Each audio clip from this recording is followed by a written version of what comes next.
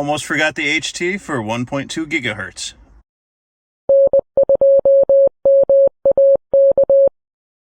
What's up? I'm Mike, N2MAK. It's the VHF contest, and I'm doing a 3-park Rove, and I'm doing it all with FM. We're at the first one here, the Erie Canalway National Heritage Corridor. Let me show you what's going on. All right, here's a look at the setup here. And first off, got the MFJ mast, and up there I got the Ed Fong dual band J-pole. That's a Wolf River Coils 213-inch whip, and it's set up right now on a mag mount just as a quarter wave for 6 meters. One of the things I realized having trouble with a couple stations was I had my gate all the way up, and was having trouble receiving and transmitting going that way, and the reason was the gate was blocking the antenna. This mast right here, we got a J-pole, a roll-up one, but for 1.25 meters. That is a custom-made base that's holding up the tactical 7000 HDS mast from Soda Beams, and yeah, this is it. So we got nice weather, pretty much got the park to ourselves, and let's get some more contacts in the log. All right, so here's how I'm operating. You can see this chaos. So we got a ICOM 880H dual band. That's on 2 meters, 70 centimeters. There's the iPad, I'm logging with hammers. An Alinco mono band for 1.25 meters. Let's turn this down a little bit. I'm using the 7300 on 6 meters, and then I got a pair of Alinco HTs for 23 and 33 centimeters there. What was cool, didn't get it on video, but I just made this. This is just a quick 2-element Yagi for 223.5 1.25 meters, because a lot of the guys with Sirius antennas will be horizontal in the VHF contest, even though FM you're gonna want things vertical, but cross polarization can certainly lead to some losses, and with just 5 watts on an HT, I need every dB I can get. And something as simple as this, and it's only 2 elements because that's just what I had parts for to throw together in the garage the other day, but nonetheless, it's working out well. Got some contacts on it already, including the first one with Harry, KA2ENE. Thanks so much, Harry. All right, that was fun. I got 30 in the log at the first park, all FM on 5 different bands, just one contact on 33 centimeters. The rest were on the main bands, 2 meters, 70 centimeters, some 6 meters, and even some 1.25 meters as well. But off to the next park. What's up? I'm back at home, and I forgot something else. This is getting to be like a pattern. So I forgot this short little jumper so that I can use the Yagi for 33 centimeters. It was no big deal at the first location, but definitely going to want it going forward. So one thing I guess I'm learning, though, is starting the Rove off at a park that is just like 2 miles from my house made it real easy, because I forgot a couple things already. That I made one trip home when I was first getting set up, and that was no big deal. I didn't realize about the jumper till I already had masts in the air and everything else. So, but it was easy to come back and get them, and came back, had lunch quick. Now it's time to get on the road. I got 2 more parks I want to hit up. All right, second park, second stop, Harriet, Hollister, Spencer State Park. We're gonna skip the hike up, and I'm gonna try to drive up and get as close as I can to the lookout. This view never gets old. I absolutely love it up here. And the drive is just a quick minute or so. It's a short hike anyway, but pro tip for anybody in the Western New York region, or if you're looking to activate this park, there is plenty of space just on the side of the road here at the lookout where you can kind of pull over, and you can still get 2 cars by easily. So anyway, you can park right up here. Pro tip, let's get some radios and get on the air. All right, here's a look at my setup. Yeah, what was it they say about HTs, that they multiply? Yeah. Log in with hammers on the iPad, that way I keep the phone free. see here, got my first radio, the Yaesu FT4XR. This is definitely a great radio. Can't say enough about this. With a signal stick, working 2 meters, 70 centimeters with that. Here's the radio, the Alinco DJ296, a mono band for a 1.25 meters. Got a signal stick antenna on that as well, as you can see. This is the B-Tech tri-band, and I'm using that on 220 as well, and that's with the homebrew 2-element Yagi, and that's working out well. Just, you know, I just used it to work Harry K to E&E again, and was kind of testing out the difference between, you know, the two antennas and different orientations, and, you know, you're looking at a good 10 dB loss or so between horizontal and vertical, depending on, you know, however the other station's polarized. So that makes a difference. Got a contact on this finally. This is the Alinco. This is a tri-bander. It'll do 2 meters, 70 centimeters, and also 23 centimeters. But it's only going to put out 1 watt, and all I have is the duck antenna there, but that worked fine. I worked Harry on that, and it's probably like a good 30 plus miles, you know, line of sight to where he is. And then lastly, I got this bad boy with the Yagi. This is the Alinco that'll do 1.25 meters, but also 33 centimeters. And that I do have the things like a 19 element Yagi or so.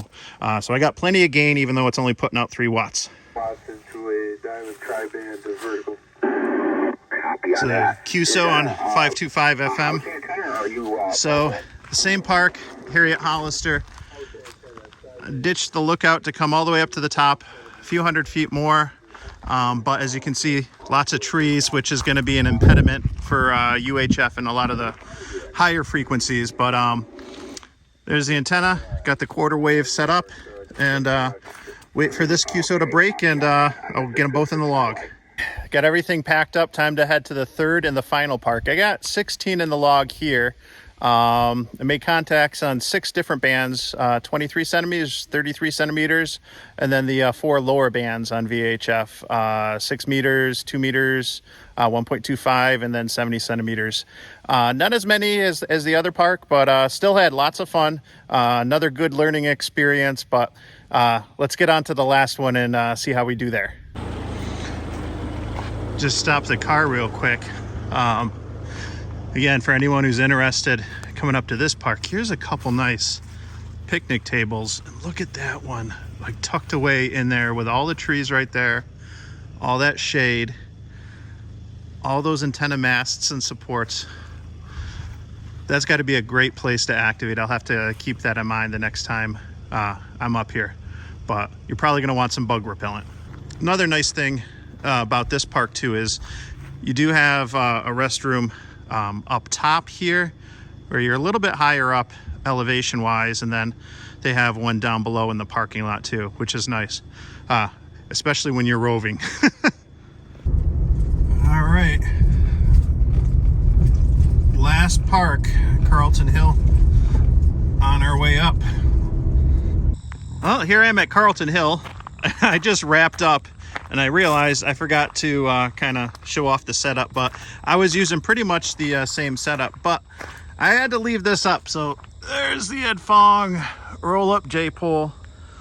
You can see I got an awesome view. This is going to the west, that's going to the north. But the reason I'm showing off the J-pole is because that's what I just worked K2 EAG Matt Brown, park to park, right from the Icon Mobile there. At the time, I was using the Denko battery, but guess what, Dennis? I killed another one. That's right. Yep, it done good. It almost lasted the whole contest and whatnot, but I'm sure I can bring it back another time. I can charge it up, and it'll work just as good. Awesome battery, and my first battery build, by the way, so very cool. Anyway, 29 in the log from this location. Time to pack up. I got to bring back the Alinco HTs, unfortunately, but it was fun playing on 23 and 33 centimeters. I got to get out of here, and I got to actually take some time to get my thoughts together before I wrap this up. So what a gorgeous view. This was a lot of fun. This was a really good time activating 3 parks on VHF and FM. But future Mike will be back and he'll give you his final thoughts. There we go. Just pulled in the driveway, went roughly 130 miles, got 26.4 miles a gallon, paid $3.30 something. So I'm gonna say that nets out to be about 5 gallons of gas. Why am I saying that? The cost of the Rove was about 1 Bofang. That's right. For less than the cost of a Bofang, you can help a Rover get from park to park, grid square to grid square. For less than $1 a day, you can help that Rover, that hunter, get that PDF certificate. They're in color now, you know. Well, hello there. Future Mike here. And it's been a few days since the VHF contest. I've been able to kind of process some thoughts and get my logs submitted, take another look at them. And here I am with my final thoughts. I'll start off with the good, because I kind of got the good, the bad, and the wigglies stuck in my head as a way to do this. So first of all, with the good, this guy, the 1.25 meter tape measure Yagi that I built with some spare parts right before the contest, it worked, and it actually worked really good. And you know what else was good? I got a park to park, 2 meters, park to park with Matt Brown, K2 EAG.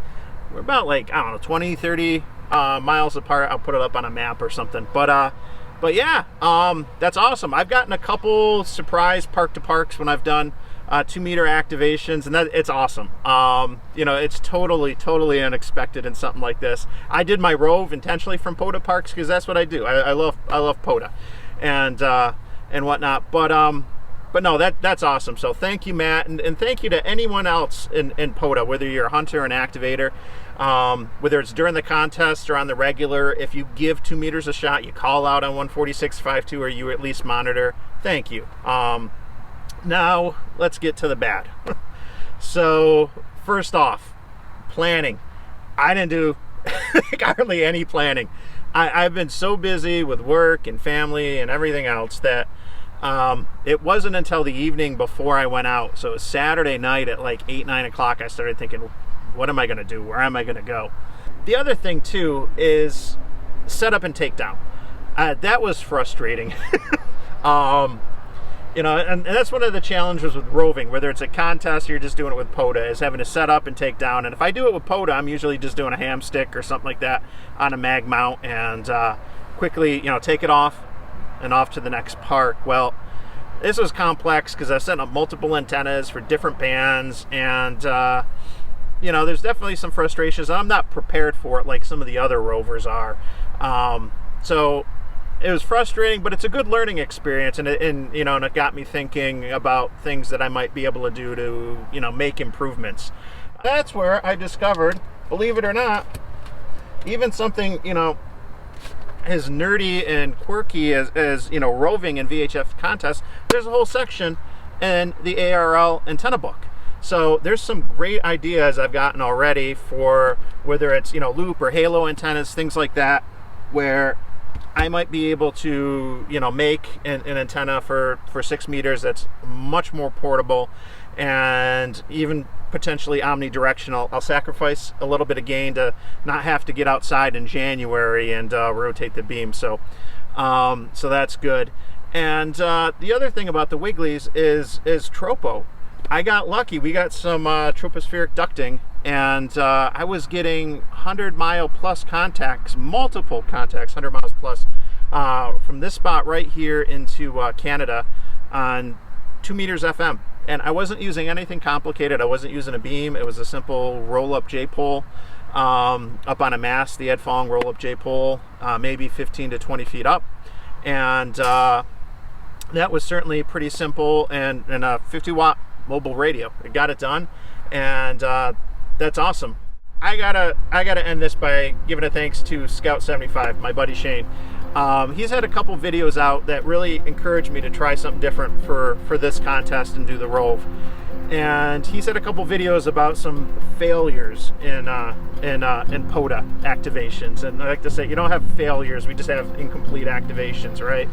And you know, a lot of times hams, you know, we can get that indecision paralysis. We don't know what we want to do, or we're not sure if we don't want to put up the antenna because we don't think it's perfect or whatever. And the reality is, you know, whether it's going out to do a Rove like I did, or it's putting up an antenna at home, being hams, we're going to totally overthink things, but you know damn well that, you know, a few weeks, a few years, even a few days later, you're going to think of a way to do it better. So just get out there, get on the air, try new things.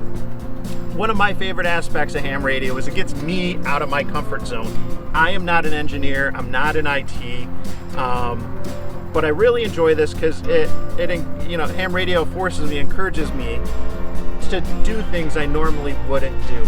Now that's easier said than done. And sometimes you need that little nudge. When I was watching Shane's videos, and that was in the back of my mind as I was thinking what to do, I'm like, you know what? I'm going to do something different. I normally do single op portable for these contests, and I go to a POTA or a SOTA site, and I just post up there and play radio for a few hours, and that's that.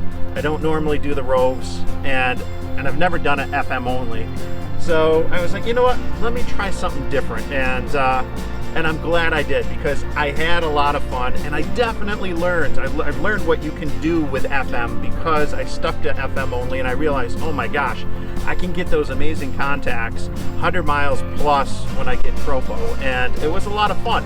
So it was a good learning experience. It was a lot of fun, and thank you very much, Shane. And if you're not subscribed to his channel, he's got some awesome stuff out there. He does a lot with SOTA and POTA, but he's learning CW, and he's even done a lot with Meshtastic. So give Scout75 a sub.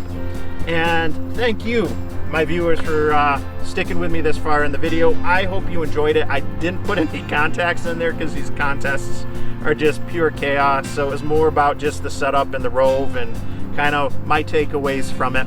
Still, hey, I hope you enjoyed it, but more importantly, I hope it encourages you to get out there and try new things. Whether it's, you know, VHF contests or just monitoring 146.52 more often. You know, get out there, get on the air, have fun. Thanks for watching. If you haven't yet, please click like, subscribe to my channel. If you got a comment or question, leave it down below, and I'll do my best to respond. I'm Mike, N2MAK 73. Yeah.